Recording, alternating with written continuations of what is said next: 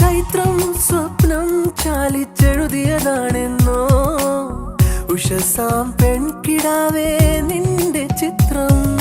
ചൈത്രം സ്വപ്നം ചാലിച്ചെഴുതിയതാണെന്നോ ഉഷസാം പെൺകിടാവേ നിന്റെ ചിത്രം. ഇതുവരെ എന്തേ കണ്ടില്ല ഞാൻ കവിളത്തെ സിന്ദൂരത്തിൻ രാഗപരാഗങ്ങൾ. നിന്നിലെ നീഹാരബിന്ദുവിൽ ഞാൻ സൂര്യനായി വന്നൊളിച്ചിരുന്നേനെന്നും. ഞാൻ കനവിൽ കണ്ടൊരു സ്നേഹിതൻ ഇവനാണല്ലോ എന്നുള്ളിൽ തുടിച്ചതും